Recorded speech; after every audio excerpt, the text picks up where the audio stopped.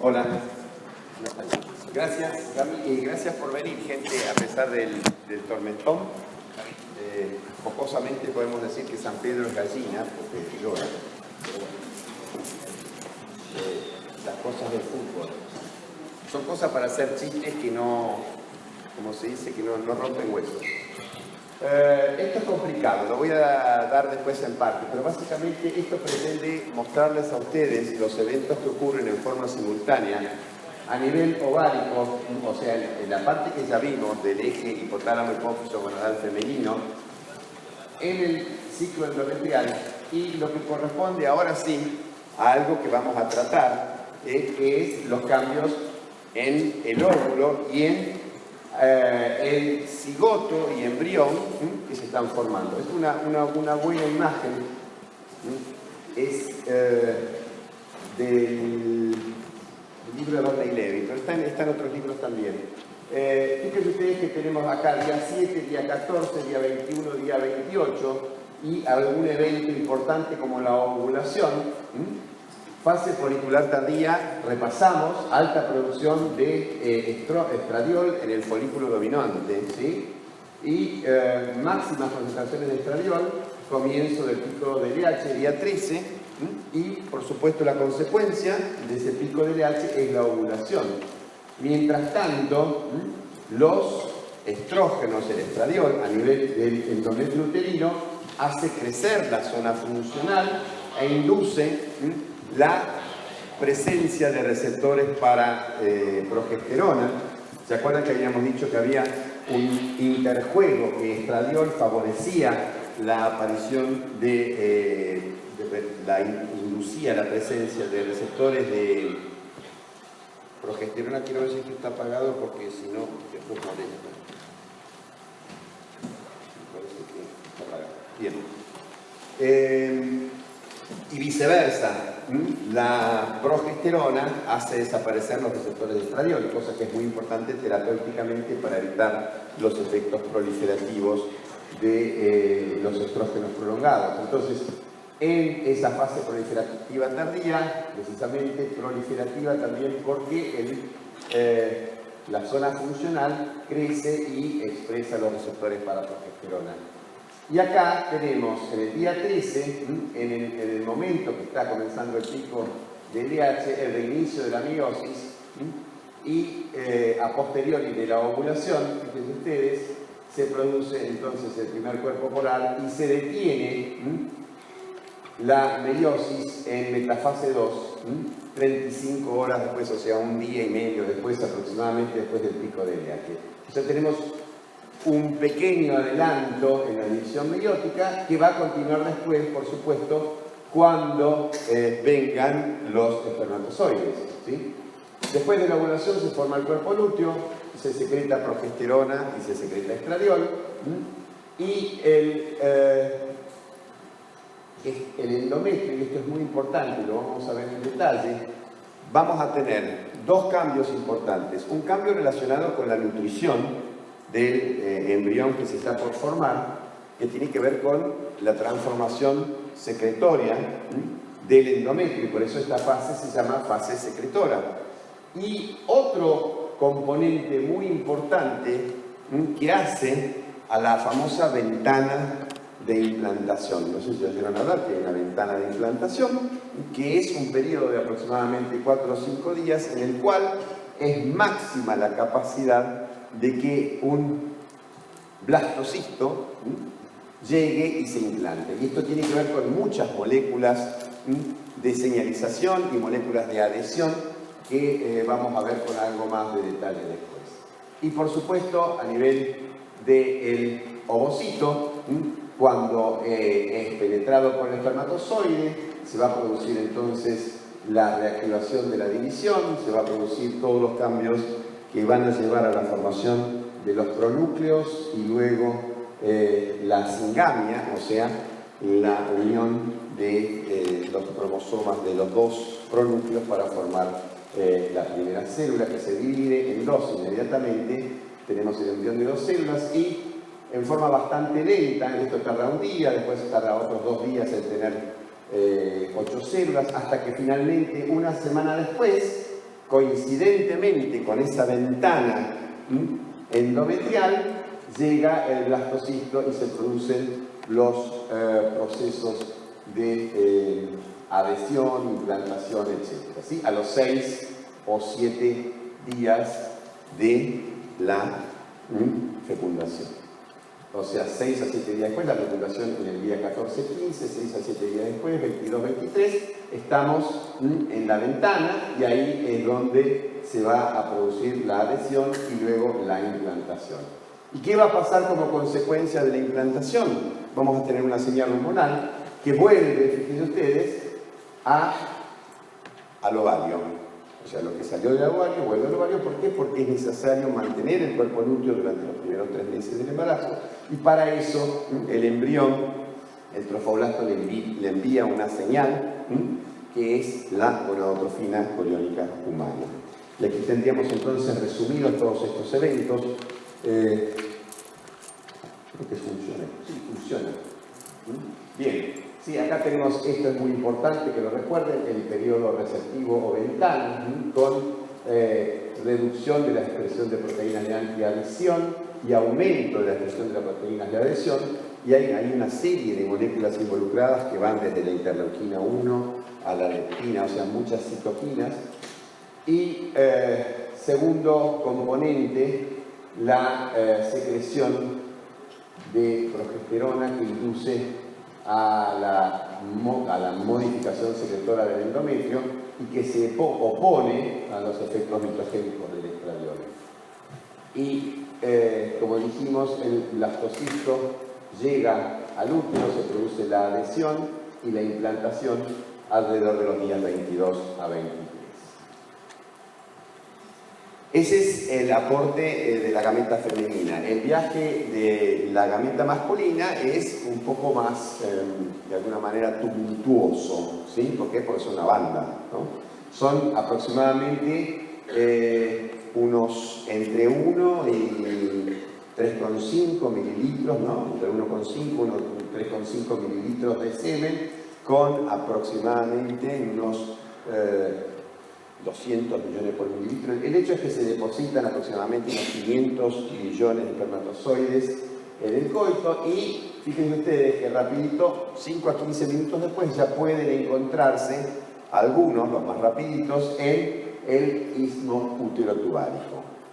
Ahora, por más que si uno los ve que muevan la colita, qué divertido que vienen esos GIF que tienen los MIS que muestran los espermatozoides que mueven la colita, eso no sirve para nada, es pura pinta, no mueven, con eso no van a ningún lado.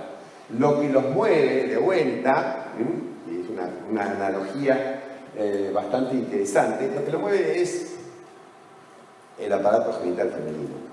Son las cilias, son las contracciones del músculo liso del útero y de las trompas las que contribuyen a la motilidad traslativa verdadera, porque la motilidad traslativa de los espermatozoides, fíjense que lentejas, ¿no?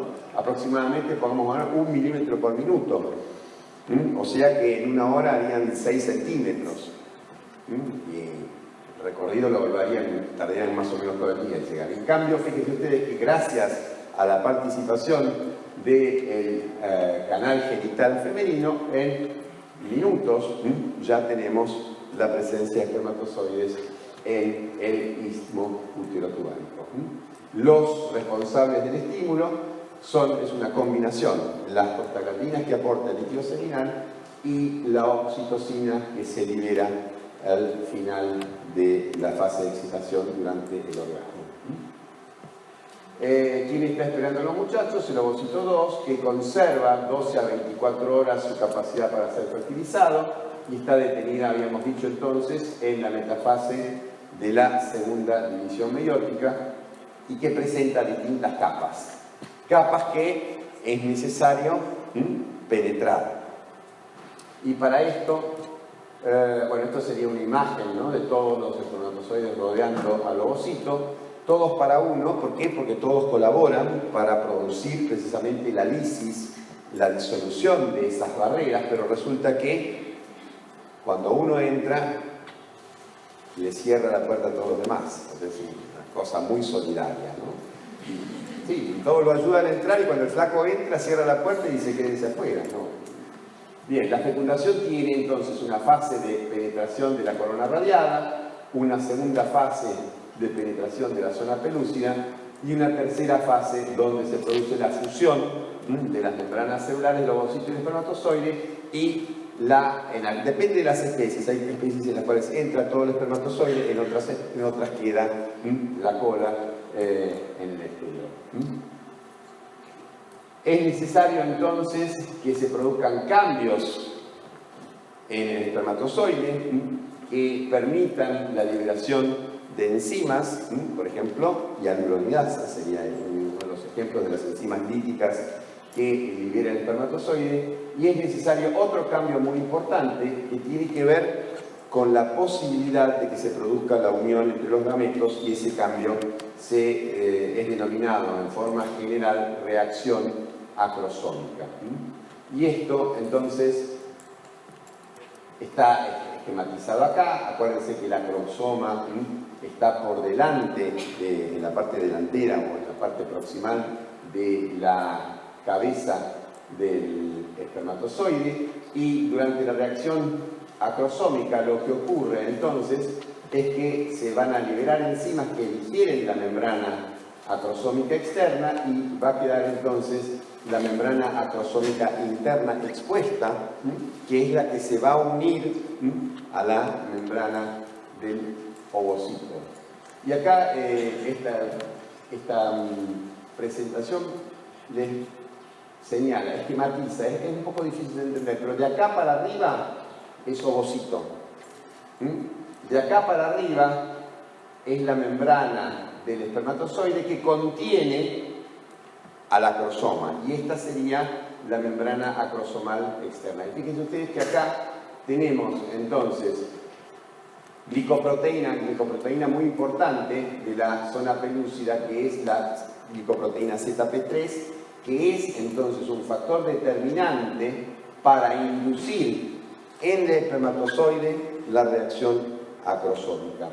Por la presencia de esta glicoproteína se van a activar distintas vías de señalización, va a aumentar el calcio dentro del espermatozoide, y ese aumento de los niveles de calcio va a generar entonces la reacción acrosómica.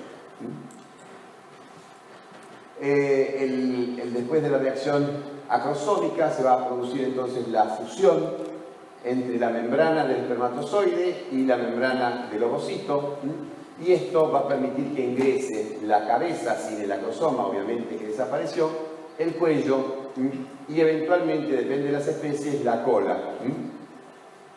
Las otras partes se eliminan, si penetran, se eliminan rápidamente, y persiste únicamente el material nuclear, el ADN y el centríolo. Y rápidamente esta penetración es la que va a organizar el mecanismo de bloqueo de la polispermia. ¿Por qué? Porque la polispermia puede dar origen a alteraciones en los números de cromosomas, puede producir distintos tipos de trisomías, etc. Y es algo, obviamente, no deseado. Entonces se produce la activación de estos gránulos corticales que producen una exocitosis y producen una reacción cortical con liberación de enzimas que inmovilizan a los espermatozoides que quedaron. O sea, es un cagador. Es un típico cagador, el espermatozoide que entró, porque pone en marcha todo esto, cierra la puerta y los demás se quedan afuera. Y obviamente uno dice que cagador qué, pero es lo mismo que la hembra de ese bicho. ¿Conocen ese bicho que se llama mantis religiosa? La hembra se come, bueno, no es de mala, es de asesina. La naturaleza es así. ¿Cuál es la finalidad? Bueno, la finalidad es que el Señor después de servirla no sirve para nada. Es como los zánganos de las abejas. O sea, después de preñar a la abeja reina, el zángano no sirve para nada. Y el señor mantis tampoco sirve para nada. Entonces, ¿qué hace?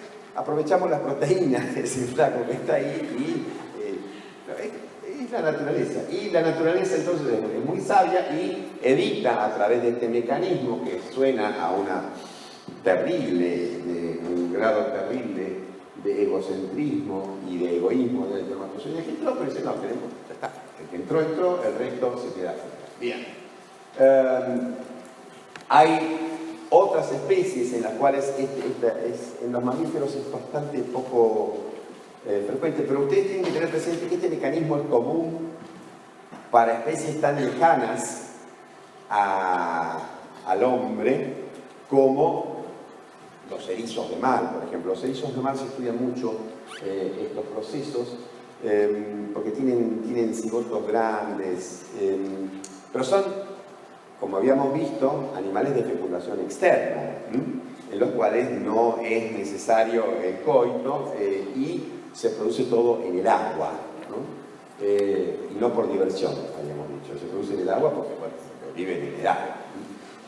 El hecho es que entonces en otros animales es mucho más primitivo el mecanismo para repeler los espermatozoides e involucra cambios en la polaridad de la membrana del ovocito. Hay una despolarización, de la membrana del ovocito que hace entonces que el resto de los espermatozoides no puedan entrar. Pero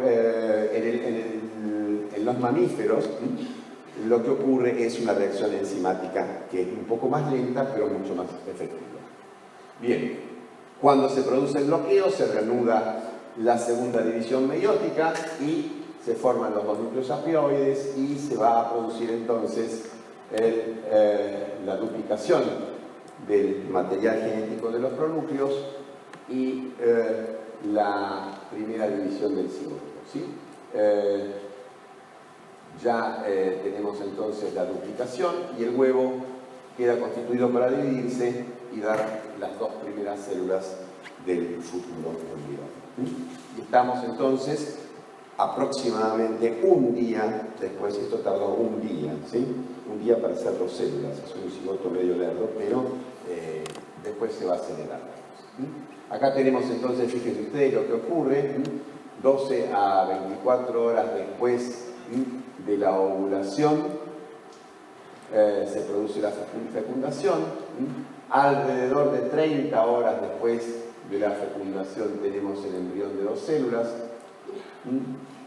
luego esas dos células van a tardar prácticamente medio día más en duplicarse y hacer un embrión de 4, y luego vamos a tener ya un embrión con un número importante de células y con esa forma de mora, por eso se llama mórula, que al cabo de 4 o 5 días va a presentar su cavidad en el blastocele y después de 6 días aproximadamente se va a adherir a las membranas, a la superficie del endometrio y va a iniciar la implantación.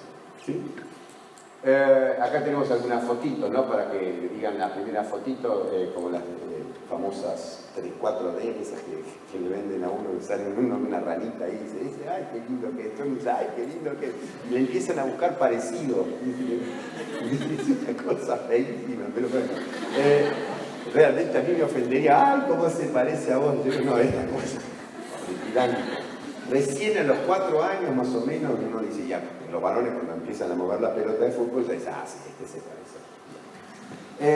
Entonces acá tenemos del cigoto a dos células, aproximadamente entonces 12 a 24 horas después, 30 horas después, y acá ya tenemos una mórula en la cual se está insinuando la cavidad, y acá tenemos un buen blastocisto con su blastocele. Y esto es sacando la pelúcida, como se ven las células en forma individual, tienen bordes bien netos.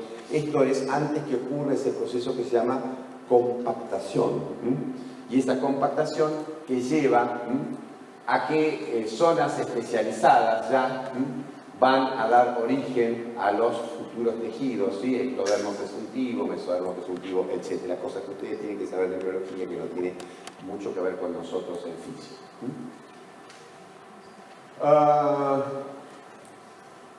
La implantación, más o menos 20, ¿sí? 5 o 6 días después o una semana después del día 20, 21, vamos a tener la adhesión y en el día siguiente se va a producir el proceso de invasión y se va a culminar la implantación. Y hay una cosa muy importante desde el punto de vista hormonal, a mí me tira la endocrinología, es que muchas sustancias, como por ejemplo, esto no tiene que ver con un laboratorio que hay en la ciudad que fabrica productos farmacéuticos, LIF es el factor inductor de leucemia, es una citoquina que estimula, entre otras cosas, la producción de mielocitos inmaduros por parte de la médula ósea, por eso se llama factor inductor de leucemia.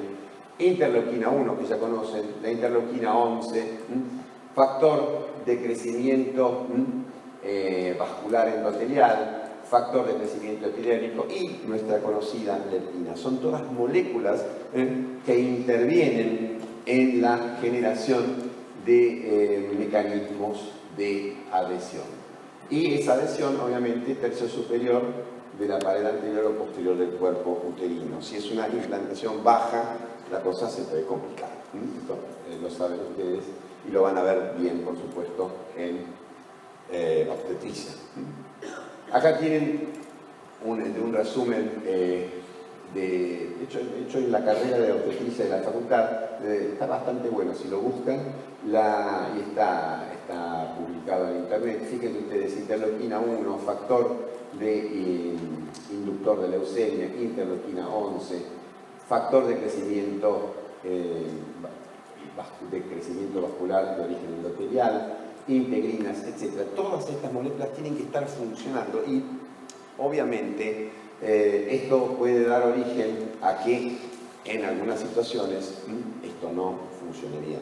O sea, el proceso es un proceso muy complejo, involucra muchas señales de reconocimiento, tanto lo vimos para que se produjera la reacción acrosómica, para que se produzca la unión entre el espermatozoide y el ovocito, y para que se produzca la implantación tenemos entonces montones de señales que tienen que estar presentes y que se pueden alterar y generar entonces trastornos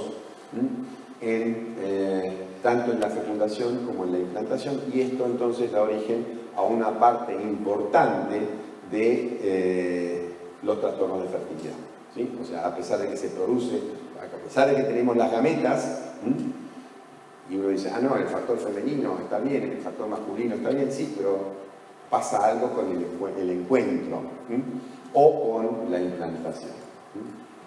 Las fases de la implantación, entonces, la posición, la adición y luego la invasión con proliferación del trofoblasto, del citotrofoblasto acá en verde, el sincillo trofoblasto, y acá el blastocisto con su cavidad amniótica, el saco uterino primario, etcétera, cosas que ustedes tienen que saber perfectamente de embriología. Bien, voy muy rápido. Vamos a la parte endocrina del embarazo, ¿sí? Toda la parte hemodinámica, renal, etcétera, no lo vamos a ver porque se haría muy largo. Y fíjense ustedes que esta adquisición evolutiva de los mamíferos, porque los mamíferos, no todos los mamíferos tienen placenta, ¿sí? Los que tienen placenta son precisamente los mamíferos placentarios o euteria, se llaman euteria. Existen mamíferos que tienen un marsupio, son los marsupiales, y el desarrollo embrionario termina en el marsupio, y hay mamíferos que ponen huevos. Bien, como el famoso Perry. ¿Saben quién es Perry, no? Perry el ornitorrinco. Bien. Los neuropéptidos, las hormonas hipotisarias, las hormonas esteroideas y las catecolaminas o las monaminas, todas, o sea, no hay hormona que no se produzca prácticamente, no hay tipo de hormona que no se produzca en la placenta. Nos faltarían las hormonas tiroideas y las tendríamos a todas. O sea que este proceso de fecundación interna y de prolongación de la gestación porque la gestación últimamente en los marsupiales empieza en un útero, pero la prolongación de la gestación requiere de un órgano que permita el intercambio de muchas sustancias que tienen que ver con la nutrición, que tienen que ver con la oxigenación, que tienen que ver con la excreción, pero también este órgano de intercambio tiene que servir para controlar el proceso del embarazo y su terminación. O sea, la placenta se encarga de todo eso. Entonces, es un órgano en el cual la síntesis de mediadores químicos juega un rol fundamental. Una cosa importante y complicada, pero que desde el punto de vista médico es relevante, es que ustedes tienen que saber de dónde salen esos esteroides. Y existen esteroides, y esto es muy importante, entonces recuérdenlo, que tienen una síntesis que se relaciona con la provisión de colesterol por parte de la madre o de precursores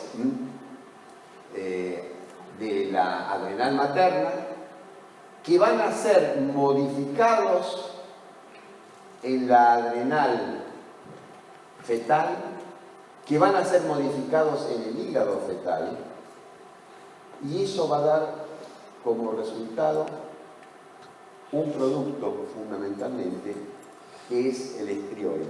Entonces, con la evaluación de los niveles de estriol, y este es un dato que entonces tiene mucha relevancia médica, nosotros estamos evaluando el funcionamiento de lo que se denomina la unidad fetoplacentaria.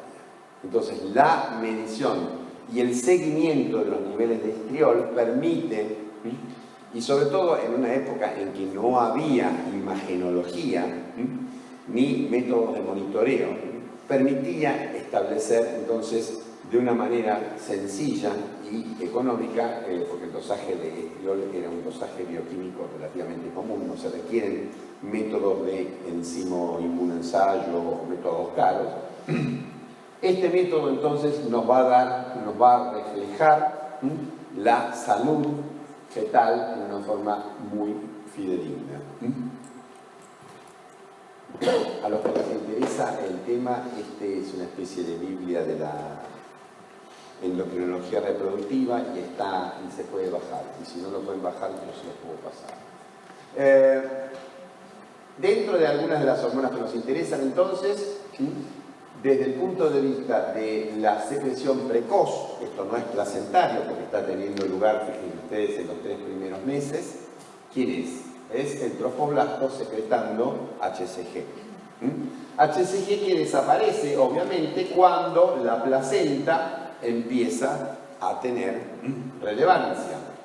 Y allí, entonces, la podemos seguir, hay una relación directa entre los niveles de lactógeno placentario, que es una hormona de crecimiento placentaria, no es la hormona de crecimiento, también hay una hormona de crecimiento placentaria, pero esta es una somatomamotropina, tiene los dos efectos, es pariente, comparte una secuencia aminoácidica casi el 75% con la hormona de crecimiento y una parte también con la prolactina, es miembro de la familia de las hormonas somatolactotropas, son todas parientes. Y su relación entonces con el crecimiento placentario es de prácticamente 1 a 1. A medida que va creciendo la concentración de lactógeno placentario, sabemos que está creciendo la placenta. O sea que uno podría estimar de vuelta por métodos bioquímicos la masa placentaria. Obviamente si uno hace una ecografía lo va a ver directamente y lo puede estimar. Y acá vemos cómo crece progesterona y cómo crecen los 3 estrógenos. Y acá viene la cosa que no funciona demasiado bien y que complica los embarazos en prácticamente 1 de cada 7 embarazos. Sí, aproximadamente 1 de cada 7 embarazos se ven complicados por un trastorno metabólico que en alguna forma se asemeja a la diabetes y se llama diabetes gestacional. Diabetes gestacional, de la clasificación de las distintas formas de diabetes, es una clasificación inespecífica que no hace alusión a la etiología, sino que hace alusión a que se diagnostica durante el embarazo. Y esto tiene que ver precisamente con las funciones de la placenta. Como vamos a ver, existe un requerimiento nutricional aumentado, obviamente, que debe compensar las demandas materno-fetales. Esto lo habrán escuchado decir, ¿no? Yo como doble porque tengo que comer para mí y para el bebé. Entonces, bien. Plásticas y energéticas. Entonces, ese aumento de los requerimientos nutricionales requiere, que deriva del crecimiento y del gasto energético, va a generar, no sé por qué no sacaron las flechitas bien, un aumento de la resistencia a la insulina en un 30 a un 60%. O sea, hace falta que el organismo de la madre se torne resistente a la acción de la insulina para llevar adelante una nutrición adecuada del feto.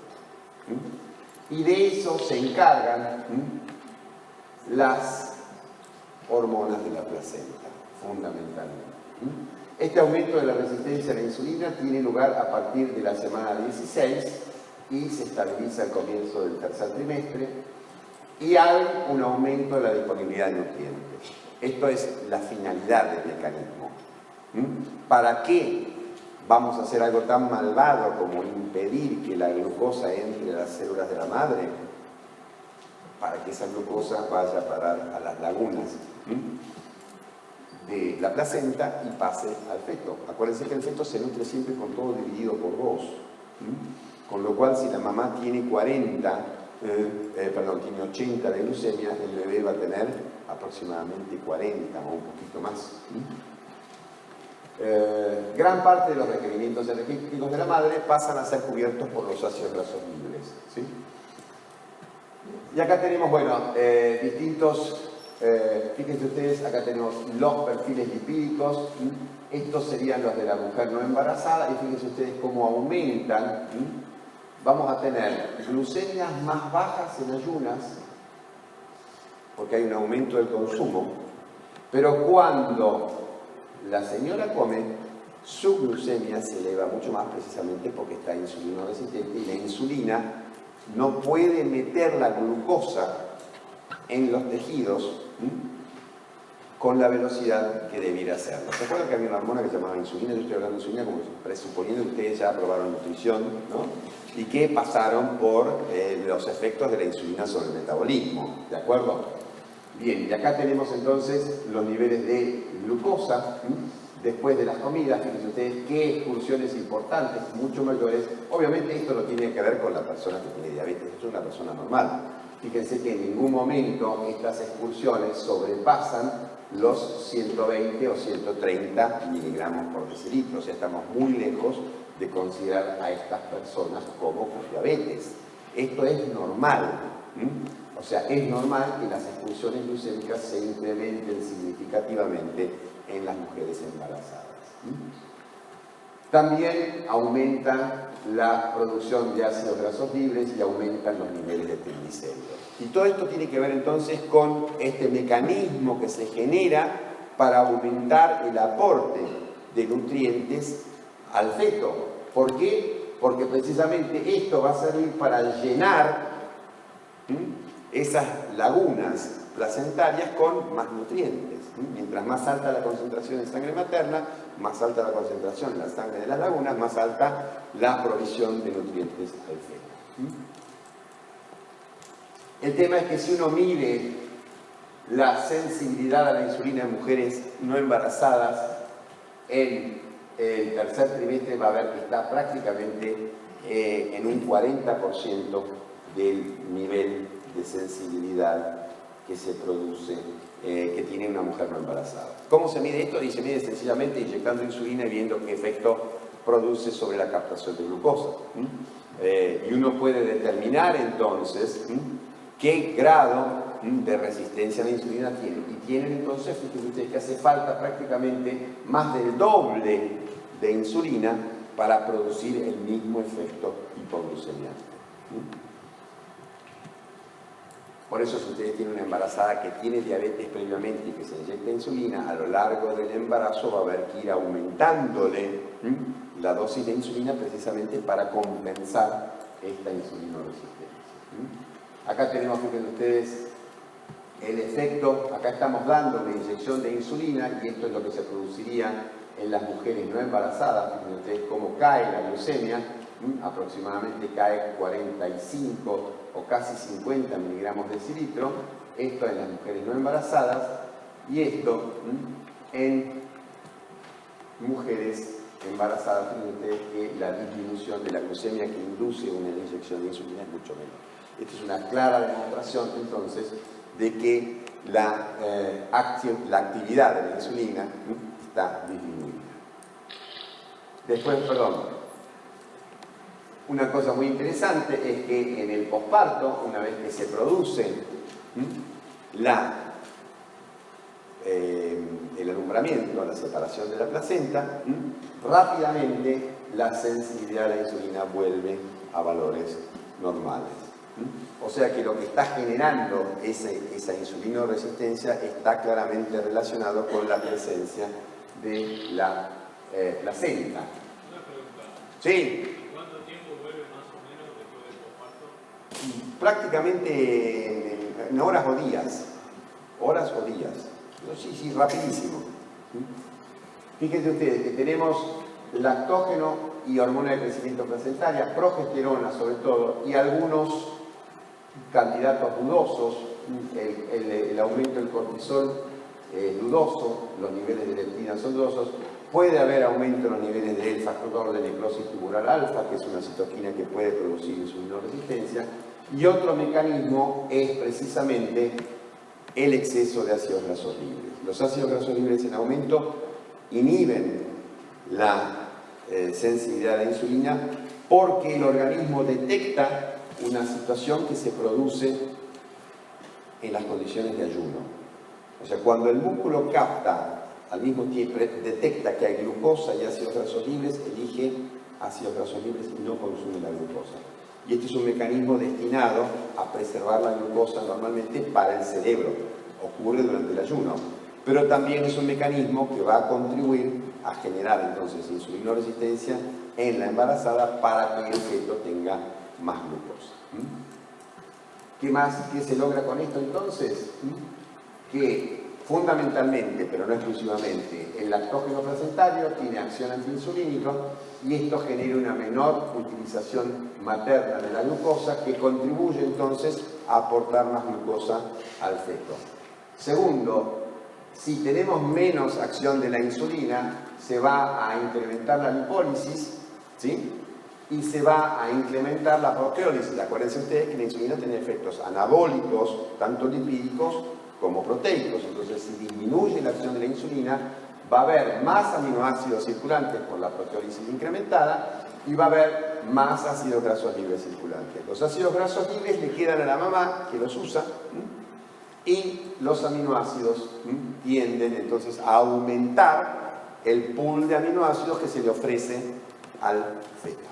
Y entonces toda esta maniobra de la placenta, entonces para dirigir nutrientes en el embarazo de la mamá al feto. Y esto tiene consecuencias. Bueno, esto explicaría por qué la hormona de crecimiento y el lactógeno placentario generan insulinoresistencia, porque interfieren con la vía de señalización intracelular. Esta es la vía de señalización intracelular de la insulina, y comparten esta vía con la vía que se activa a partir del estímulo de los receptores de la hormona de crecimiento y del lactógeno placentario, y esto va a generar entonces una interferencia con esa vía. Cuando en experimentos animales se produce una sobreexpresión de la hormona de crecimiento placentaria, se produce un aumento de la resistencia a la insulina. Esto es para demostrar que no es solo el lactógeno placentario el único candidato, puede ser también la hormona de crecimiento placentaria que estaría contribuyendo, y lo mismo ocurriría entonces con otros componentes de la cadena de señalización de la insulina que no son muy importantes ahora.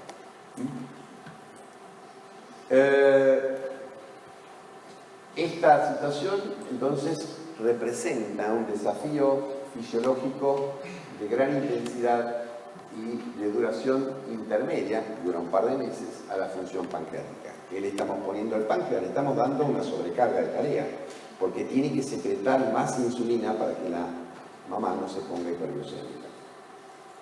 Este aumento de la secreción de insulina por parte del páncreas es estimulado por el propio lactógeno placentario. O sea, yo me manifiesto claramente ateo, pero estamos muy bien hechos, porque la misma hormona que genera la insulinoresistencia se ocupa de estimular a nivel pancreático la replicación de las células beta para que produzca más insulina. El hecho es que algunos dicen hasta un 12% de las mujeres, no tiene la capacidad de responder adecuadamente a ese estímulo para aumentar la secreción de insulina y se pone hiperglucémica.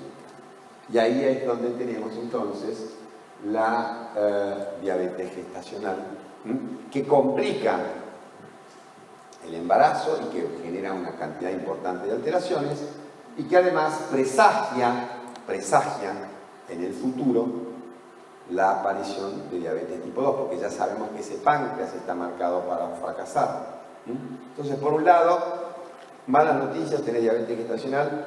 Buenas noticias, te avisaron, ojo, que este es un aviso y que si vos no mantenés un nivel adecuado de ingesta y de consumo de energía, es muy probable que desarrolles diabetes tipo 2. Entonces, esto es un tema muy importante. Acá tenemos la demostración de que las mujeres embarazadas liberan mucho más insulina cuando son estimuladas con glucosa. ¿Sí? El páncreas, entonces, de la mujer embarazada es un páncreas que está muy cargadito de células. Y lo mismo, acá tenemos la prolactina, el lactógeno placentario, en menor grado la hormona de crecimiento, son factores que aumentan la secreción de insulina. Esto tiene mucho que ver con la salud de la mujer embarazada, lo tienen que recordar, que el aumento de peso, que aproximadamente es de 10 a 15 kilos, 11, 16 kilos, varía y tiene que ser adaptado al estado nutricional de la madre en el preembarazo. Cuando hablamos de un peso normopeso, un índice de masa corporal de entre 18 y 25, tiene que ser aproximadamente entonces 10-15 kilos. Cuando el bajo peso, tenemos que aumentar más, tenemos que aumentar entre 13 y 18 kilos.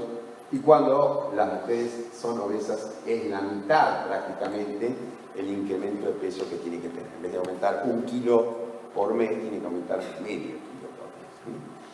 Y desde ya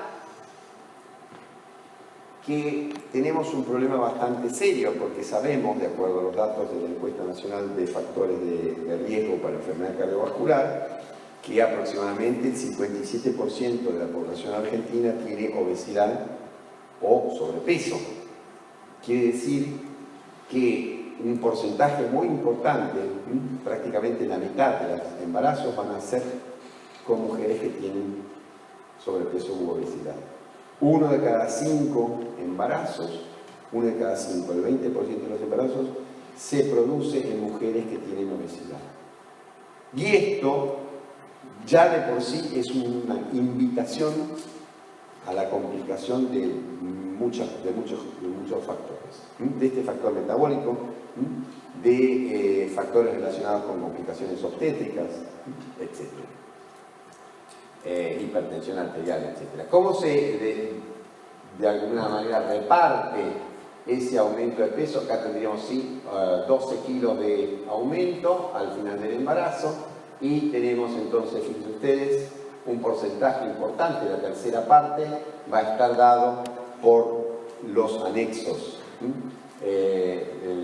la placenta, el líquido amniótico y el peso del feto. Y luego la madre va a incrementar su peso también. ¿Por qué? Va a aumentar el crecimiento de las glándulas mamarias, va a aumentar la cantidad de volumen, líquido intersticial y el líquido extracelular en el compartimiento de la sangre y los depósitos de energía. Acá no se ve un pito, pero básicamente no se ve nada, pero lo puse para mostrar que hay una secuencia de eventos y esto es otra cosa muy importante. Ustedes van a hacer, como médicos de atención primaria, seguimiento de mujeres embarazadas y tienen que saber que a todas las mujeres embarazadas hay que hacerles en el momento en que consultan una glucemia y que de acuerdo al resultado de la glucemia en cualquier momento, pero esto hay que hacerlo en el primer trimestre, antes de que se pongan insulino resistente. Le vamos a medir la glucemia y si tiene menos de 100 miligramos de decilitro, vamos a decir, está todo bien, está todo bien, vamos a esperar y en la semana 24, cuando tengas mucho lactógeno placentario y mucha hormona de crecimiento y mucha progesterona haciendo insulino resistencia, te vamos a evaluar de vuelta. ¿Sí? Bien. Y tenemos un estadio que claramente va a marcar que esta chica tiene una alteración, que es una glucemia de más de 126 o más. O sea, le hacemos el diagnóstico de diabetes ya viniendo de antes. Esta diabetes es de antes del embarazo. Es una diabetes pregestacional. Y si tiene entre 100 y 125, decimos que es el embarazo que le está produciendo esta alteración y hablamos de diabetes gestacional. Ojo que estas cifras son unas cifras bastante conservadoras. Esto es del algoritmo diagnóstico de la Asociación Latinoamericana de Diabetes. Hay cifras que son un poco más incisivas y que hablan de glucemias normales en ayunas para el embarazo del 92. Pero todavía no ha sido demostrado que tengan. ¿Qué hacen con bajar el valor a 92? Aumentan la sensibilidad y dicen, nosotros de esta manera vamos a captar más personas potencialmente enfermas. Pero el problema es que hay que atenderlas. O sea, cuando uno aumenta la cantidad de personas que detecta, tiene que tener seguro la manera de tratarlo y no existe. Entonces, está complicada la idea de bajar. Es una idea muy norteamericana, lo mismo hicieron con la glucemia en ayunas. Nosotros, por ejemplo, seguimos conservando el valor de 110 como límite superior de la glucemia en ayunas, mientras que los norteamericanos lo bajaron a 100. Y dijeron, sí, así nosotros detectamos más gente enferma. El problema es que entre 100 y 110 hay mucha gente que tiene glucemias de 102 o 103 y que nunca va a desarrollar diabetes, que está en la cola de la derecha, digamos, de la curva gaussiana de la distribución de los valores de glucemia. Le tocó, su organismo es así y nunca va a tener diabetes. Entonces estamos sobrediagnosticando un problema y eso tiene consecuencias. ¿Qué tiene consecuencias? Sobre la persona, consecuencias psicológicas, consecuencias económicas. Lo vamos a estar, quizás si esa persona quiere sacar un seguro de salud privado, va a decir, no, usted tiene prediabetes, lo vamos a cobrar más. O no lo vamos a incorporar, como puede hacer una de estas compañías de prepagas. La otra opción es que se va, la otra conclusión que puede sacar esa persona es se va a preocupar. Y hay médicos que dicen, no, es bueno que se preocupe, así hace dieta y todo eso. Bueno, eso es una cosa individual. Hay gente que se preocupa y se deprime. Y dice, uy, mirá lo que me tocó, voy a ser diabético. Entonces, no necesariamente es algo conveniente preocupar a una persona por algo que no va a tener. Yo personalmente creo que no es conveniente. Y el otro tema es, el costo que tiene para la sociedad, porque esa persona va, si uno sobrediagnostica, tiene que hacerse cargo del tratamiento de esa persona, de ver cómo la vamos a incluir en un plan de alimentación adecuada, etcétera, etcétera, y quizás no lo necesite. Entonces estamos aumentando innecesariamente los costos de atención. Bien, ¿Qué pasa a las 24 semanas? Entre las semanas 24 y 28, sí o sí. Porque en una época se decía, no, solo las pacientes que tienen antecedentes obstétricos o antecedentes, o sea, obstétricos sería, por ejemplo, aumento de chicos de más de 4 kilos de peso. Después vamos a ver por qué. O hiperglucemias detectadas en embarazos previos. O otro tipo de antecedente obstétrico. O bien familiares con diabetes. Entonces, en una época, solo las personas que tenían antecedentes familiares o antecedentes obstétricos les hacían la curva. Ahora no, ahora a todas las mujeres embarazadas hay que hacerles una curva en la semana 24 a 28.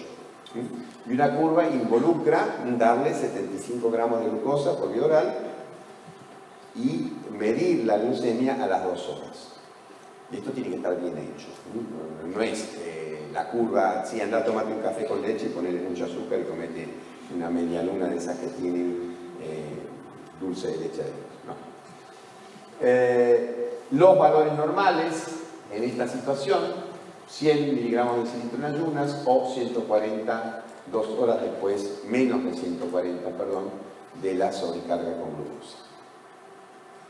Y esto es índice de normalidad, y si no tiene factores de riesgo, ahí sí la dejamos tranquila. ¿Por qué? Porque sabemos que está en un valor alto de hormonas que contrarregulan a la insulina y que no se va a modificar más esto en el tercer trimestre, porque no van a crecer más, como habíamos dicho. Y si no tiene factores de riesgo, la dejamos tranquilita. Eventualmente le podemos pedir otra glucemia, pero no es imprescindible. En cambio, si tiene factores de riesgo, le vamos a volver a hacer entre las 30 y las 33 semanas otra prueba de tolerancia a la glucosa. Y si la glucemia en ayunas es más de 100 o tiene una prueba de sobrecarga con una glucemia de más de 140, hacemos el diagnóstico de diabetes gestacional y allí empezamos el tratamiento. Entonces, ya tenemos dos situaciones en las cuales hacemos diagnóstico de diabetes gestacional. Una con la glucemia en ayunas en el primer trimestre si tiene entre 100 y 125. Dos, si tiene más de 100 en la glucemia en ayunas o si tiene más de 140 o más, perdón, 100 o más o 140 o más en la prueba de sobrecarga. Y esto se haría en las semanas 24 a 28 de la gesta. Y esto es muy importante, es algo que no se realiza en forma rutinaria y hay que incorporar. Y por último, en la semana 30-33 de vuelta, si vuelve a repetir los valores de normalidad, menos de 100 y menos de 140 es normal, y si tiene 100 o más o 140 o más, tiene diabetes gestacional. Bien. ¿Qué otro tema tenemos con el embarazo? El embarazo altera, modifica mucho la función tiroidea y también es una fuente de complicaciones. Las complicaciones de la diabetes gestacional son realmente importantes tanto para el feto como para la madre como para la sociedad. El feto va a tener aumento de la exposición a niveles altos de insulina. ¿Por qué? Porque si la mamá está hiperglucémica y el feto recibe más glucosa de la que necesita, ¿qué va a hacer? Sus células beta, su páncreas, en sí va a crecer. El páncreas de la madre no puede, porque tiene un trastorno. Pero el páncreas del feto sí puede aumentar su masa. Entonces va a secretar mucha insulina. Y si secreta mucha insulina, eso va a tener un efecto anabólico, va a tener un efecto lipogénico, el bebé va a crecer más de lo que tiene que crecer, y por eso uno de los elementos importantes es el aumento de la masa grasa y el aumento del tamaño del feto. Todo esto se puede detectar con ecografía y la consecuencia de esto es que muchas veces se adelantan las fechas de parto por el aumento del tamaño del feto y el tamaño del volumen de líquido amniótico, etc. Ese feto suele tener distintos grados de inmadurez, sobre todo inmadurez respiratoria. Ese feto grande genera complicaciones obstétricas en el momento de hacer el parto y tienen entonces complicaciones, lo que llaman distocias. El parto no progresa como debe progresar y suele tener entonces complicaciones de luxaciones de hombro, distintas alteraciones relacionadas con las complicaciones para sacar el feto, que muchas veces terminan, por supuesto, en una cesárea. Y la otra cosa que tenemos es que este feto que tiene mucha insulina, cuando nace, esa insulina sigue estando presente hasta un par de días y como tiene insulina además hace hipoglucemias muy importantes y también tiene aumentada la probabilidad de tener trastornos hidroelectrolíticos, sobre todo hipocalcemias, etc. Entonces es una situación realmente grave y hay que evitarla.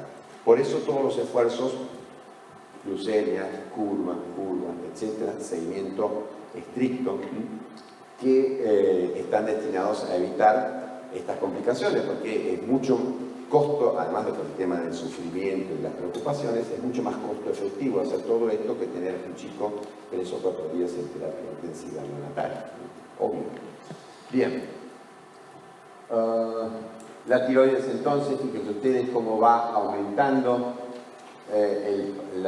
los niveles de la proteína ligadora de tiroxina. ¿Se acuerdan que la tiroxina era transportada en plasma por distintas proteínas, de las cuales la mayor proporción estaba unida a una proteína llamada TBG o Thyroid Binding Globulin o algo por el estilo? Bien. Y cómo aumenta a lo largo, sobre todo aumenta en el primer trimestre o en la primera mitad del embarazo, y esto tiene que ver con la exposición al hígado de niveles crecientes de estrógenos. O sea que es el incremento de los niveles estrogénicos el que determina este aumento, no solo de la síntesis, porque no solo se sintetiza más TBG a nivel del hepatocito, sino que se sintetiza una TBG modificada que tiene un hidrato de carbono complejo que se llama ácido ciálico, y este incremento de los niveles de ácido ciálico en la TBG prolonga su vida media. Con lo cual, si prolonga su vida media y está aumentada un poquito la síntesis, se acumula. ¿De acuerdo? Y con el aumento de los niveles de TBG va a aumentar va a caer la cantidad de T4 libre. Acá tenemos la T4 libre y la T3 libre porque está aumentando la proporción de hormona unida. Entonces, ¿cómo se produce este incremento de la función glandular? Es necesario que la glándula, y esto se detecta muchas veces en los primeros meses del embarazo, un aumento del tamaño de la glándula, que no es hipertiroidismo, significa que la glándula está trabajando para poder compensar toda esta hormona tiroidea que se unió a las proteínas de transporte. Yo necesito una determinada cantidad de hormona tiroidea libre. Si ya viene la proteína y se la guarda, necesito fabricar más hormona tiroidea. Y esto es lo que hace entonces que en los primeros meses la glándula tiroides incremente su función en forma muy significativa. Fíjense ustedes, 30% en el primer mes, 45% en el segundo y prácticamente 60% en el tercer mes. Y esto pone entonces a prueba la reserva funcional tiroidea. Y otra cosa importante es que tenemos un mecanismo por el cual la HCG, que tiene, como ustedes recuerdan, una estructura parecida a la de TSH, cuando aumenta su concentración puede asumir una función de estímulo de la hormona tiroidea, de la síntesis de hormona tiroidea, exactamente. Tiene un efecto, fíjense ustedes, tiroestimulante que equivale a 1/10 del de la TSH, y esto entonces cuando se producen incrementos importantes de los niveles de HCG puede estimular por sí misma a la tiroides. Cuando aumentan los niveles de HCG, aumenta entonces la proporción, acá sería la última columna, de T4 libre y bajan más los niveles de TSH. Son cosas. La modificación función tiroidea entonces se va a producir por distintos mecanismos también. Hay un aumento del metabolismo basal que requiere aumento de los niveles de hormonas tiroideas, hay un aumento de la captación tiroidea, hay por supuesto el aumento de la TBG, un aumento del volumen de distribución de las hormonas. Todo esto son explicaciones para justificar que la tiroides debe incrementar su función durante el embarazo. Y si no lo puede hacer, estamos en un problema. Normalmente esto se autorregula de vuelta.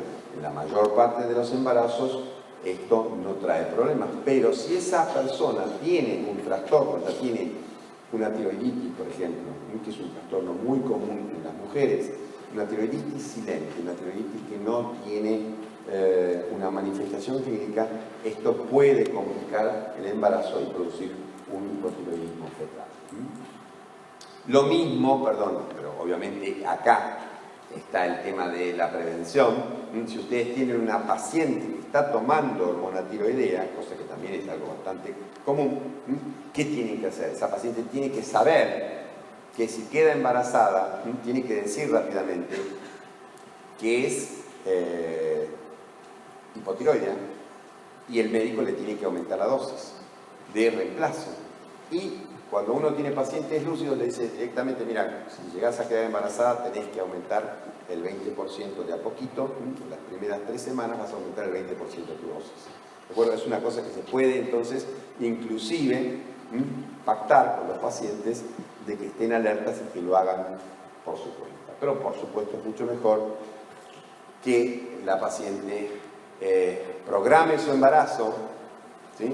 ¿Por qué? Porque el embarazo programado va a ser acompañado de una serie de medidas en este sentido, de controlar la función tiroidea, en el sentido de otro componente nutricional que es el ácido fólico, de que tenga un peso ideal, etcétera, etcétera, etcétera. Pero no siempre, o casi nunca, perdón, esto ocurre.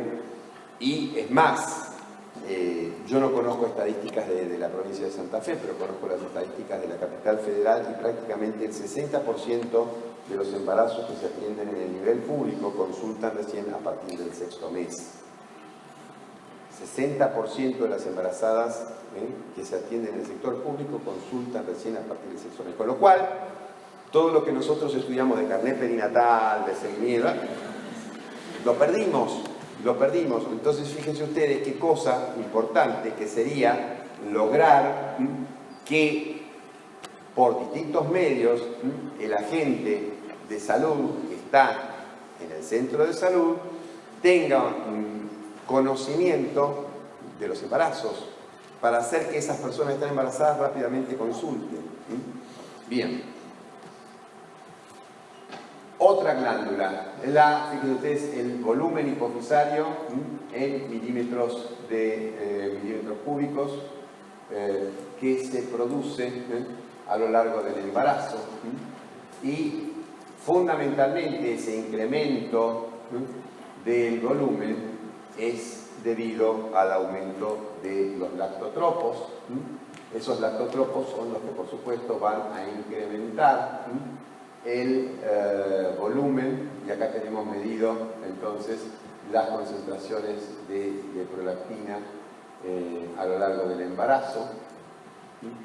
Y nuevamente los niveles de estradiol son los responsables de ese incremento de los niveles de prolactina. O sea, el estradiol que secreta primero el cuerpo lúteo y después la placenta va a estimular a las células hipofisarias para producir más prolactina y va a inhibir al hipotálamo para que deje de secretar dopamina, que es el factor inhibidor por excelencia de la secreción de prolactina, con lo cual los niveles de prolactina van creciendo a medida que aumentan los niveles de estrógenos.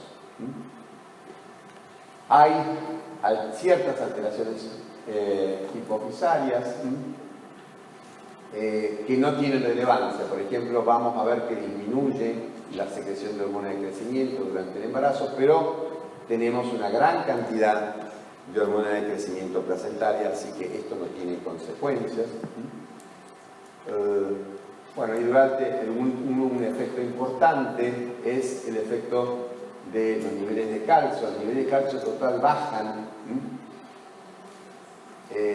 pero el calcio iónico se mantiene. ¿Por qué bajan los niveles de calcio total? ¿Se acuerdan que el 55% del calcio plasmático está unido a proteínas plasmáticas?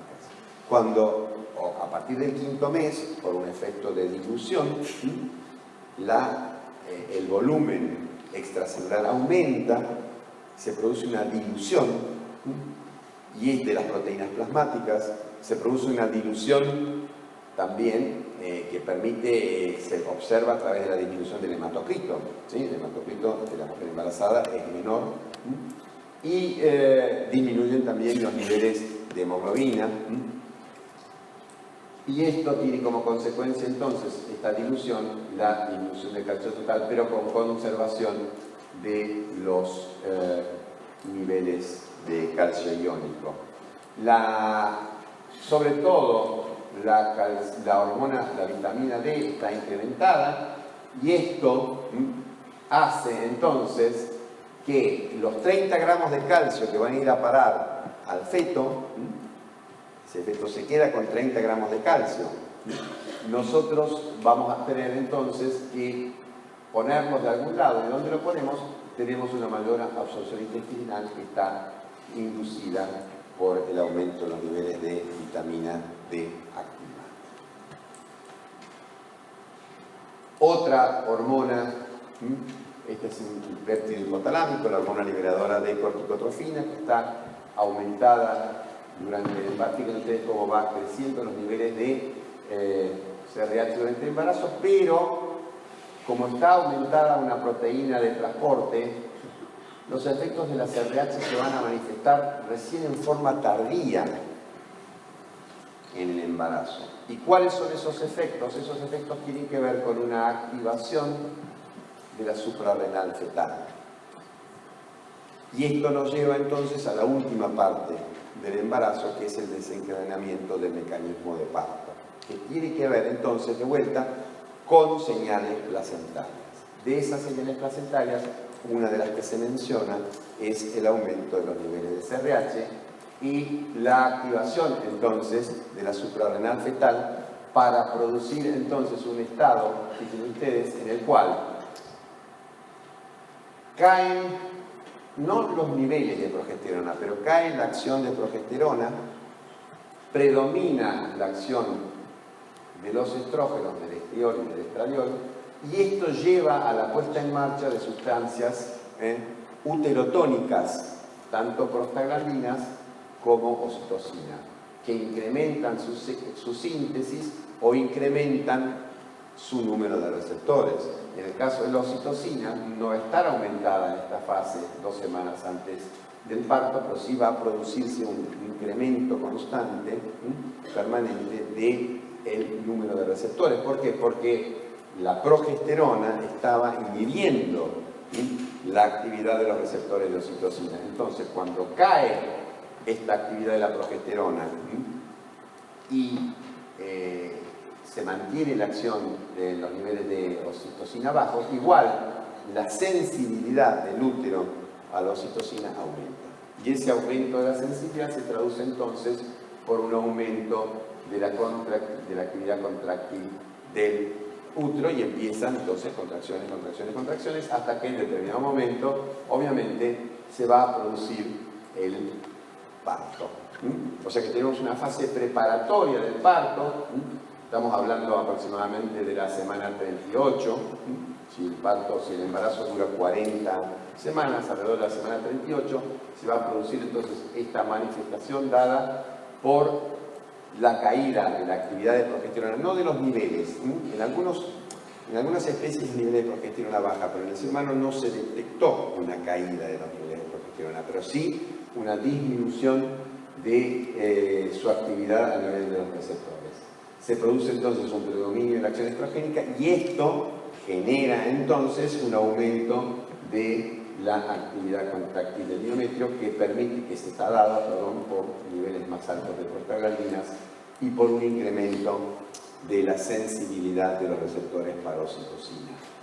Y luego, en el momento del parto, ahí sí vamos a tener una gran cantidad de oxitocina que se produce a partir de un reflejo que ya conocemos, que es el reflejo de Ferguson, el reflejo de parto. Y cuando se distiende el cuello por acción de los estrógenos y el descenso de la cabeza del feto, esto produce la distensión del cuello. La distensión del cuello es una señal, entonces, para que la hipófisis, el complejo o la unidad hipotálamo-hipofisaria aumente la síntesis y libere oxitocina, y esto produzca contracciones, y estas contracciones incrementadas entonces hagan que el feto descienda más todavía, y este es un clásico mecanismo entonces de feedback positivo que describimos como un ejemplo típico de feedback positivo, ¿sí? La distensión del cuello uterino provoca secreción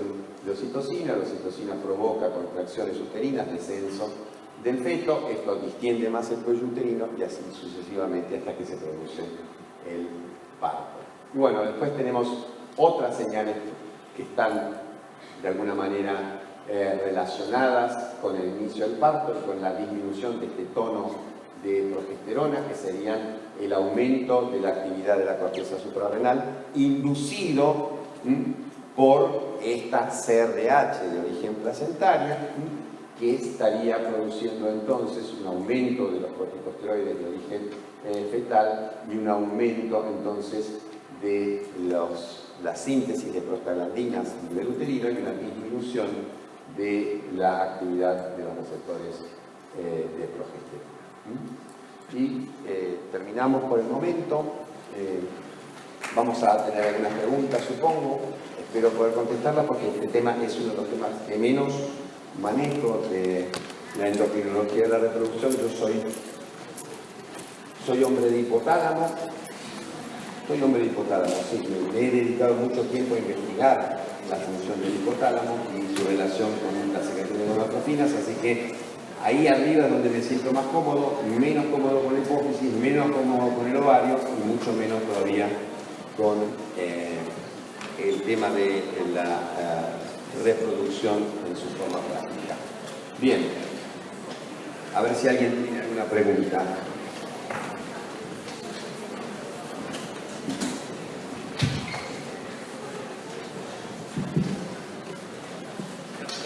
Sí.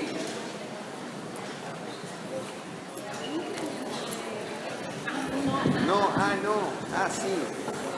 Vamos. Hoy.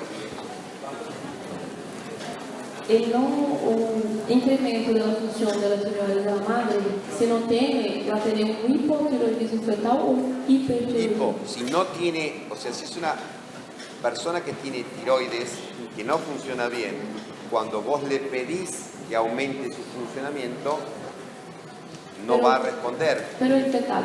Y el chico va a tener menos hormona tiroidea. Un hipotiroidismo. Sí, un hipotiroidismo. Con las consecuencias del desarrollo que esto implica, ¿sí? Son consecuencias muy graves del desarrollo neurológico, sobre todo.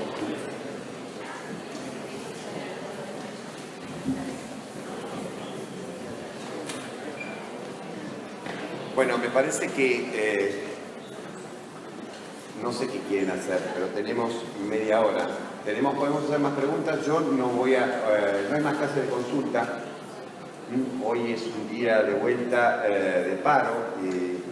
Lamentablemente no hay convocatoria para solucionar los diferendos a nivel de paritaria. O sea, nosotros estamos pretendiendo que el salario se debe en proporción por lo menos al de la inflación del último año, y la oferta está muy por debajo, con lo cual los gremios los gremios docentes universitarios van a seguir con medidas de fuerza y yo creo que lamentablemente no solo van a seguir, sino que las van a incrementar. Hay aparentemente un paro programado para la semana del 25 de mayo, no me acuerdo si es el 22 y el 23 o el 23 y el 24, y la verdad que la situación no tiene visos de mejorar. Por supuesto no tiene visos de mejorar a corto plazo y tampoco a largo plazo, porque no hay programado a largo plazo que se haga un incremento del PBI destinado a educación. Pero bueno, son las vicisitudes o las características del país en el que vivimos. ¿Algo más? Sí. Una pregunta, pero pues no está relacionada al embarazo, sino relacionada al proceso de elección, en el caso del hombre. ¿Perdón? Con el proceso de elección. Proceso de erección, sí. Creo recordarlo, sí.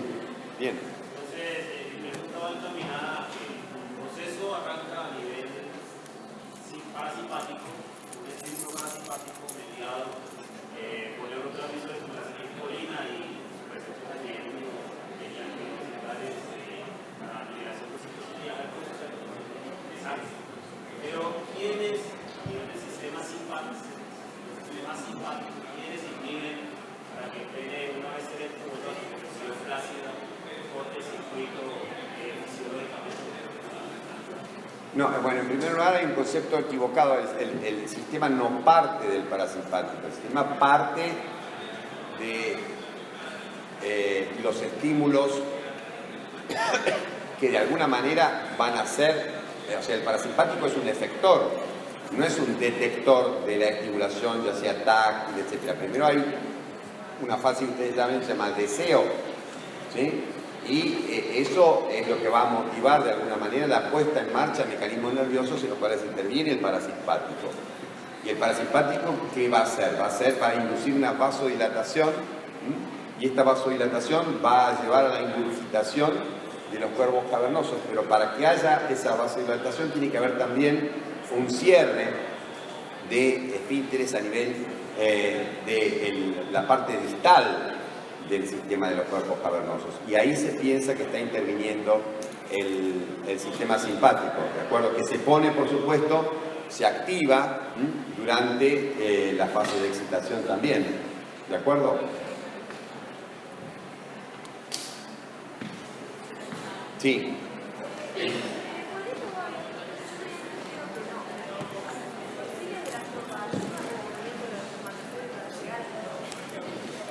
Sí, tanto los cilios, los cilios sobre todo del epitelio endometrial producen un movimiento ascendente. Y en las trompas, la musculatura de las trompas se contrae en un sentido que favorece la progresión de los espermatozoides. ¿Sí? Sí. Según la especie dijiste que la cabeza entra, la cola Sí. entra o no, en el humano. Porque Sí. según el libro está distinto. Es más Según, tecnología, según el libro está te distinto. tenés que fijar el libro de qué tipo, de qué especie está hablando. Claro. ¿De acuerdo? Porque tendría que decirlo. Y otra cosa, habías dicho que la obesidad causa virilización de la mujer. Causa, Virilización. puede causar, Puede causar. no necesariamente. Quiero saber la Pero no lo relación. dije hoy. No, la clase anterior, pero me quedó Quiere la decir, duda. estás haciendo buena letra. Yo estuve bien. Y la clase anterior, entonces quiero saber qué relación hay con la menopausia, que hay como una conversión periférica de los andrógenos a estrógenos. Bien. ¿Qué relación hay? Son muchas cosas. Bueno, en primer lugar, habíamos hablado de que el ovario podía ser estimulado por niveles altos de insulina. Precisamente estamos en la misma situación de insulinoresistencia. La insulinoresistencia presupone una mayor cantidad de insulina circulando, porque de la misma manera que cuando alguien está un poco sordo, el otro le grita. No sé si escucharon bien esas parejas de gente mayor que va el señor y la señora le grita todo el tiempo. Uno no sabe, yo conozco varios que se hacen los sordos, pero hay algunos que sí. Hay una cosa que se llama presbiacusia, que es como la presbicie, pero en el oído. Le grita, eso es compensatorio. De la misma manera, cuando el organismo se pone insulino resistente, el páncreas le grita, le tira más insulina. ¿Sí? ¿Cuál es el inconveniente de esto? El inconveniente de esto es que esa insulina exagerada puede determinar una cantidad de estímulo para las células de la teca mediado por los receptores de IGF-1. ¿De acuerdo? Entonces vamos a tener una teca que fabrica más andrógenos. Estoy tratando de invocar algo. Ahí está. Entonces vamos a tener una teca que fabrica más andrógenos. Segundo, el hígado expuesto a concentraciones más altas de insulina disminuye la síntesis de proteína transportadora de IGF-1, con lo cual los niveles de IGF-1 libre aumentan. Segundo mecanismo de estímulo para el complejo CYP17, que es el complejo que transforma entonces la progesterona en andrógenos a nivel de la célula tecal. Y esto se da en la etapa premenopáusica, cuando tenemos un ovario funcionante. En la etapa posmenopáusica no tenemos, y ese nivel aumentado de andrógenos, ya sea androstenediona o testosterona, por mayor producción ovárica y por caída de la proteína transportadora, tiene su efecto sobre los bulbos pilosos y puede generar entonces aumento del vello, o puede generar también alopecia, caída del pelo, con la forma de la alopecia del varón, ¿sí? No alopecia en manchas, sino alopecia en forma de entradas. ¿De acuerdo?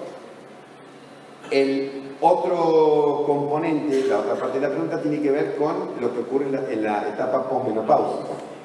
En la etapa posmenopáusica, la conversión, la síntesis de andrógenos puede estar aumentada, o el efecto, de los andrógenos puede estar aumentado, básicamente porque el ovario va a seguir sintetizando andrógenos. Es como si las estructuras tecales tuvieran mayor duración en el tiempo que las estructuras de la granulosa.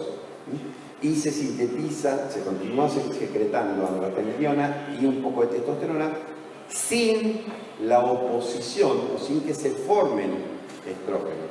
Entonces tenemos en realidad un aumento discreto de los niveles de andrógenos, pero se manifiesta todavía más porque cae el efecto que tienen los estrógenos sobre, por ejemplo, el bulbo piloso.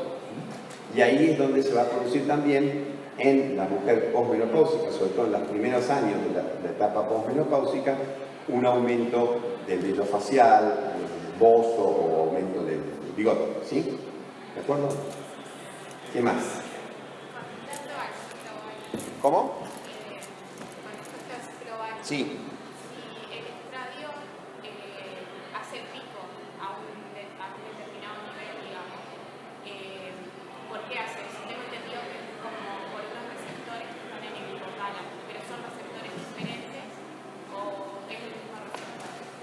No, el origen de lo que se sabe, de lo que estamos de alguna manera tratando de transmitir, es que el folículo de De Graaf es un folículo único, es un folículo casi, no diría autónomo, a partir de determinada fecha, a partir de los días 8 o 9 del ciclo. Ese folículo de De Graaf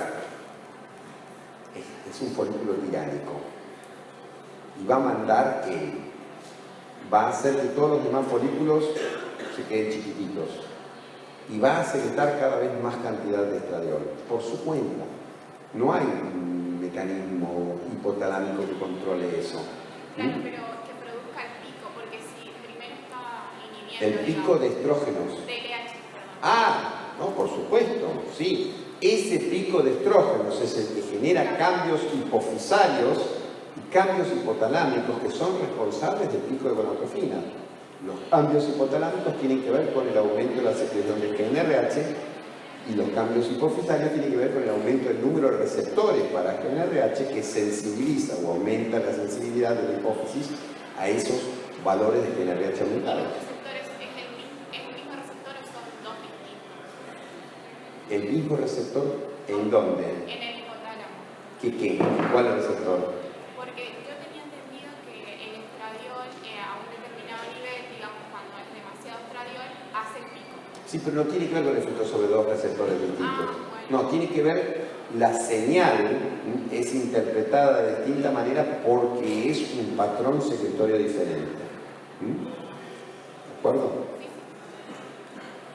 Sí. ¿En qué fecha aproximadamente se encuentra la gonadotropina entérica humana en la sangre y en qué fecha termina? Es más precoz en sangre, ¿sí? Y bueno, si vos estás hablando de implantación efectiva a los 6 o 7 días de producida la fecundación, estarías hablando, y ahí depende de la duración del ciclo, pero vos podés decir que una semana después de producida la ovulación, si hay fecundación e implantación, entre 8 o 10 días después tienen que aumentar los niveles de gonadotrofina crónica en sangre y un par de días después en orina. O sea que en teoría, si es esto tiene variaciones individuales y hay personas en las cuales inclusive los niveles de gonadotrofina pueden aumentar antes de que se note la falta del periodo. O sea, dentro de los 28 días que dura un ciclo normal, puede ser que ya tenga el día 26 o 27 niveles altos de gonadotrofina, cosa que es lógica, porque esa gonadotrofina está destinada a evitar la luteolisis, que se estaría produciendo entre los días 25 y 26, se estaría iniciando entre los días 25 y 26. Para ese momento ya tiene que estar aumentada la gonadotrofina crónica en sangre. Y un par de días después en orina. ¿De acuerdo? Sí.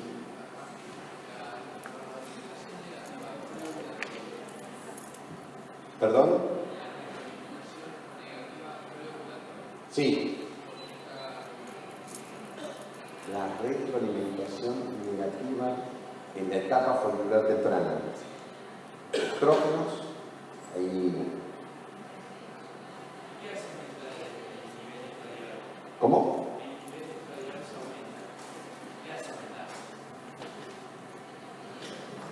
Las características del folículo. O sea, es un folículo distinto. Es un folículo que, a pesar de tener niveles bajos o relativamente bajos de gonadotrofina, puede producir grandes cantidades de estradiol. Ese folículo ha sido seleccionado para ser el folículo dominante y por eso tiene estas características. ¿Sí?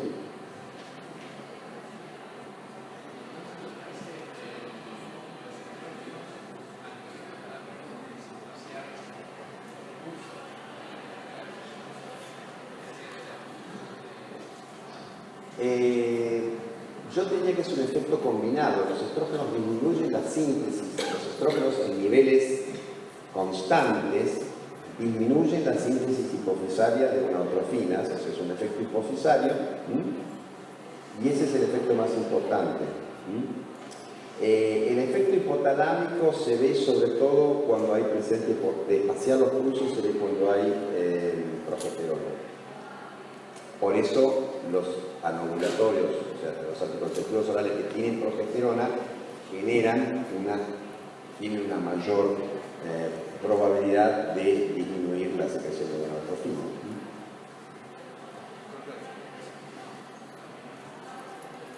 Sí, estoy viendo pésimo, la luz me ciega, la luz de los reflectores. Sí. Sí. ¿Se usan una en el ovario y una en el testículo, una en la glándula suprarrenal o se mezclan todas?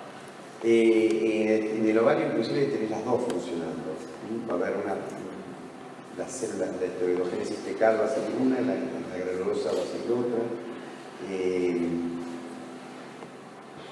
En la suprarrenal vas a tener delta 4 y también vas a tener delta 5 de acuerdo a las capas. Es variable. Sí. Allá, perdón. Sí, vos.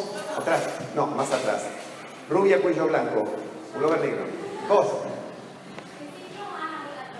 Sí.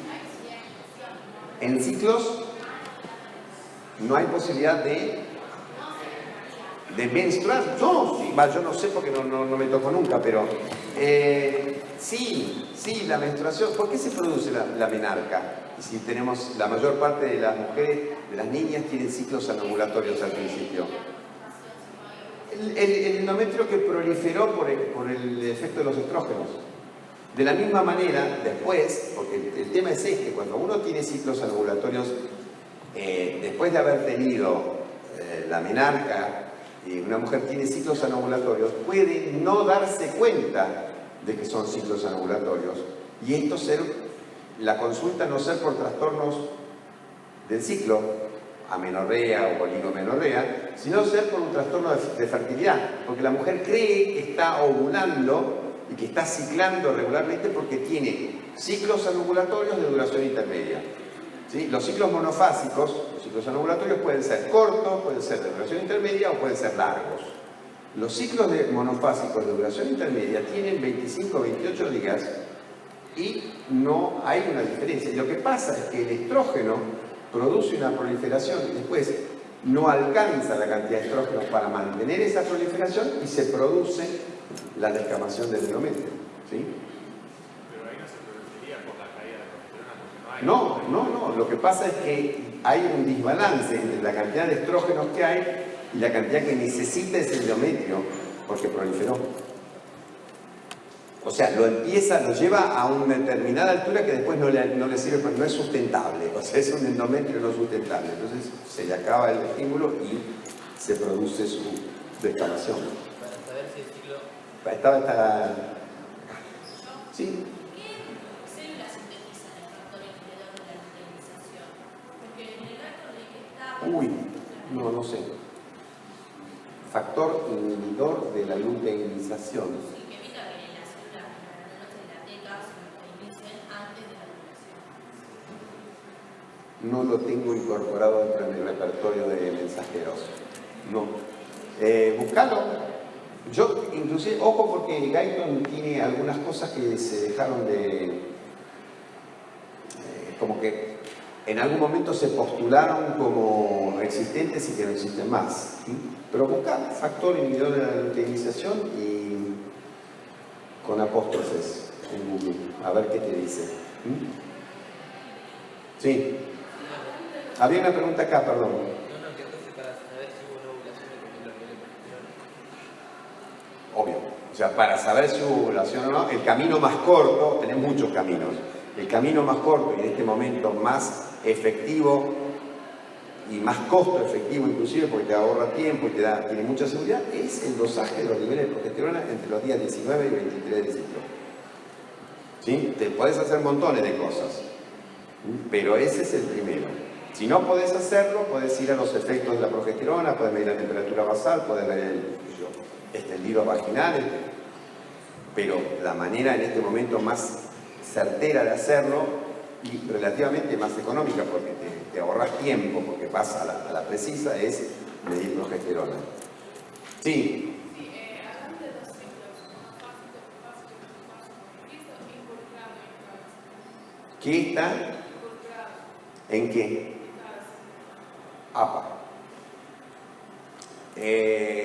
Digamos que los ciclos monofásicos uno los divide en ciclos fisiológicos y patológicos. Los ciclos fisiológicos monofásicos son aquellos que están al principio y al final de la vida fértil, después de la menarca y antes de la menopausia. Los ciclos bifásicos son los ciclos bifásicos normales. Y el ciclo trifásico es el ciclo que se continúa en un embarazo. Eso es cada uno de los... No hay mucho secreto alrededor de eso. Ahora, si vos vas a la pregunta de por qué se produce un ciclo monofásico, yo te diría que te estás adelantando mucho y que tenés que esperar que llegue ginecobstetricia. Y ahí lo vas a ver. Pero hay trastornos, tanto del ovario, como de la hipófisis, como del hipotálamo, como de los efectores. O sea, tenés para elegir montones de causas.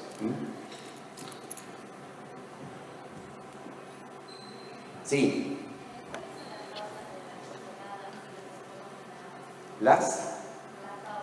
De las tuforadas o sofocos o calores. Bien. hay mucho, de vuelta, acá estamos en una cosa de teorías.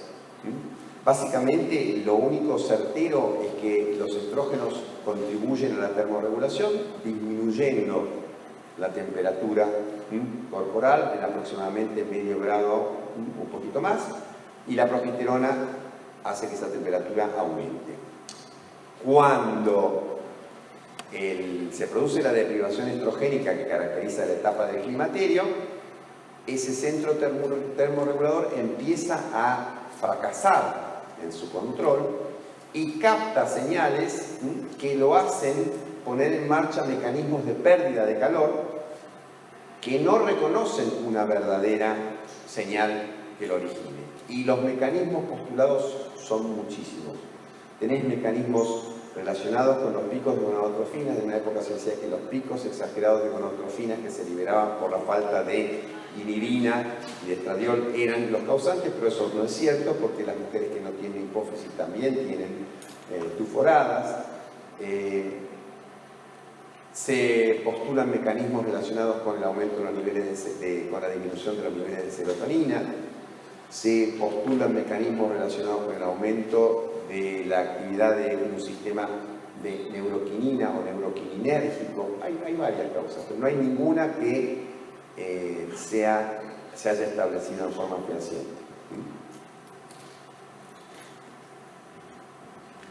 Sí.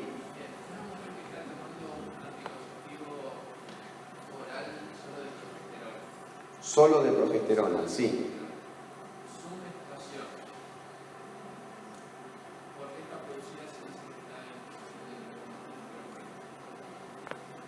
Está tomando un anticonceptivo oral. La verdad es que no tengo experiencia en el manejo de esos anticonceptivos y me parece que son de una indicación bastante poco frecuente. Y tendrías que justificar muy bien por qué vas a usar un anticonceptivo de solo progesterona. Puede ser una etapa en el puerperio, por ejemplo. Puede ser una persona que tenga epilepsia, en el cual los estrógenos van a aumentar la posibilidad de que haga una crisis epiléptica, mientras que la progesterona la va a disminuir. Puede ser en personas que tengan una tendencia a fenómenos trombóticos, teniendo en cuenta que los estrógenos pueden incrementar la coagulabilidad de la sangre. Bien, pero no es la indicación habitual de un anticonceptivo oral. Vos vas a tener estrógenos. O sea, esa persona no es que no va a sintetizar estrógenos, por lo tanto, un efecto proliferativo débil va a haber. O sea, el hecho de que no haya pico de gonadotrofinas no significa que no haya un desarrollo folicular de una cantidad de folículos que lleven los estrógenos a cierto nivel, ¿de acuerdo? Y después, cuando vos sacás la progesterona, se ve la deprivación y se produce la menstruación.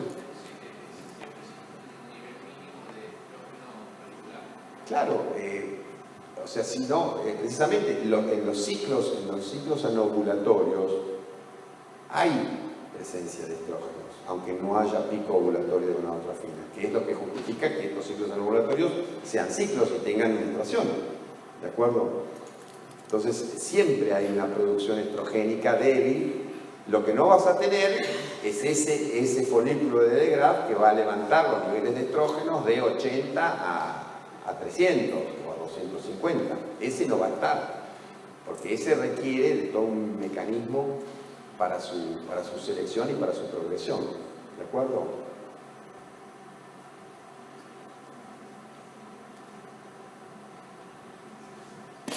Bueno, ¿algo más?